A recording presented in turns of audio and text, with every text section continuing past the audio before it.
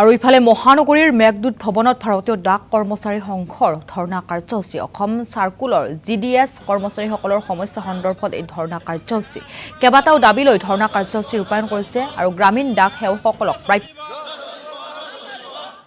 দাবী তেওঁলোকৰ খালী হৈ থকা জিডিএছ পদসমূহত বিকল্প কৰ্মচাৰী নিযুক্তি দিয়াৰো দাবী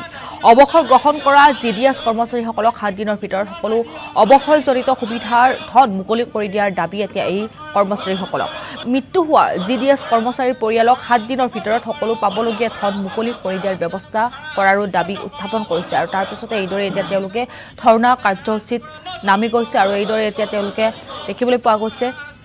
প্ৰতিবাদ আৰম্ভ কৰিছে মহানগৰীৰ মেঘদূত ভৱনত ভাৰতীয় ডাক কৰ্মচাৰীৰ এয়া সংঘৰ ধৰ্ণা কাৰ্যসূচী অসম চাৰ্কুলৰ জিডিএছ কৰ্মচাৰীসকলৰ সমস্যা সন্দৰ্ভত এই ধৰ্ণা কাৰ্যসূচী ৰূপায়ণ কৰা হৈছে কেইবাটাও দাবী লৈ এইদৰে ধৰ্ণা কাৰ্যসূচী ৰূপায়ণ কৰিছে এই কৰ্মচাৰীসকলে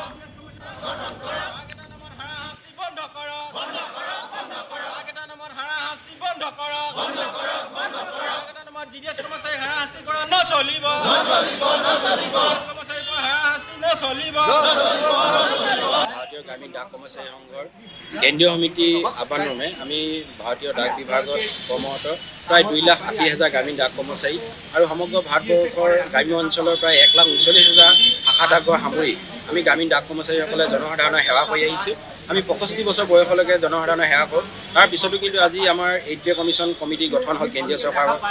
কৰ্মচাৰীসকলৰ বাবে কিন্তু আমাক এই কমিটিত অন্তৰ্ভুক্ত কৰা নাই গতিকে আমি দাবী উত্থাপন কৰিছোঁ যে জিডিএছ কৰ্মচাৰীসকলক এই 8ম পে কমিশ্যন কমিটিত গঠন কৰা কমিটিত আমাক অন্তৰ্ভুক্ত কৰক অন্যথা আমাৰ কাৰণে এখন উচ্চপদস্থ ন্যায়িক কমিটি আমি দাবী কৰিছোঁ গঠন কৰিবৰ কাৰণে আমি আজি দ্বিতীয়টো কাৰ্যসূচী আমি ৰূপায়ণ কৰিছোঁ আমি প্ৰথমটো কাৰ্যসূচী আমি 28 জানুৱাৰী তাৰিখে সমগ্ৰ ভাৰতবৰ্ষৰ ডিভিজন লেভেলত আমি ধৰ্ণা কাৰ্যসূচী ৰূপায়ণ কৰিলোঁ ইয়াৰ পিছত আমি সমগ্ৰ ভাৰতবৰ্ষৰ চাৰ্কুল লেভেলত আজি দ্বিতীয়টো কাৰ্যসূচী ৰূপায়ণ কৰিছোঁ অৰ্থাৎ 23 ফেব্ৰুৱাৰী তাৰিখে ইয়াৰ পিছতো যদি আমাৰ দাবী সমাধান নহয় তেনেহ'লে আমি 10 মাৰ্চ তাৰিখে ভাৰতবৰ্ষৰ আমাৰ যি ডাক বিভাগৰ মুৰব্বী অফিচ আমাৰ ডাক ভৱন বুলি কয় নতুন দিল্লীত আছে আমি ডাক ভৱনত গৈ আমি 10 মাৰ্চ তাৰিখে ধৰ্ণা কাৰ্যসূচী ৰূপায়ণ কৰিম গতিকে আমি সমগ্ৰ ভাৰতবৰ্ষৰ 2,80,000 গ্ৰামীণ ডাক কৰ্মচাৰী সন্থাৰ তৰফৰ পৰা আমি অনুৰোধ জনাইছোঁ মাননীয় প্ৰধানমন্ত্ৰী দেৱক আৰু আমাৰ বিভাগৰ কমিউনিকেশ্যন মিনিষ্টাৰ জ্যোতি আদিত্য মাছ ইণ্ডিয়া দেৱক যে অতি শীঘ্ৰে